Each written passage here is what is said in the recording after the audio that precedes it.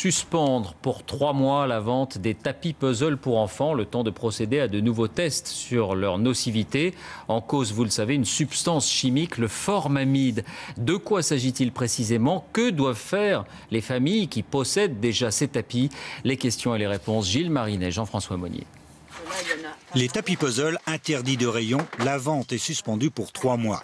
Décision cet après-midi du secrétariat d'État à la consommation. Ces jouets seraient toxiques. Ils contiennent du formamide, une substance chimique utilisée pour les rendre plus souples. Le formamide est-il dangereux? Les enfants à l'organisme en plein développement seraient menacés par les petits morceaux de tapis qu'ils peuvent avaler et qui contiennent du formamide. Certains scientifiques parlent de risque de cancer du foie. Aucune étude ne l'a encore prouvé. On ignore aussi le seuil de dangerosité. L'Union européenne a toutefois décidé d'interdire le formamide en 2013. Pourquoi des délais aussi longs? La mise en œuvre d'une décision européenne peut prendre plusieurs années. C'est le cas pour la directive de sécurité des jouets qui interdit le formamide. Juin 2009, vote et publication de la directive. Janvier 2011, date limite pour l'inscription dans la loi de chaque État. Juillet 2013, application de la loi, 4 années de procédure.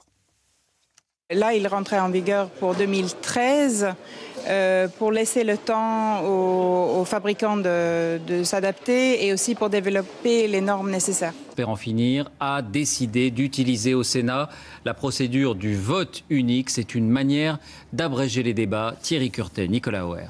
Votre Haute Assemblée a consacré plus de 2 semaines au débat sur le projet de loi portant réforme des retraites, soit plus de 120 heures de discussion. Le gouvernement demande que la Haute Assemblée s'exprime en un vote unique sur l'ensemble des amendements restant en discussion. Grande tension dans l'hémicycle à ce moment-là. Un vote unique veut dire qu'il n'y aura plus de discussion sur chacun des 254 amendements restants. Juste une explication du texte par son auteur. L'opposition se voit surtout privée de la possibilité de faire durer les débats. C'est définitivement adopté par le Parlement cet après-midi. Après le Sénat hier, c'est l'Assemblée qui a entériné son vote. La droite se félicite. Sur les retraites, aussitôt validé, a été promulgué après des semaines de contestation dans la rue. Le texte a été publié ce matin au Journal officiel. C'est la fin d'une bataille, mais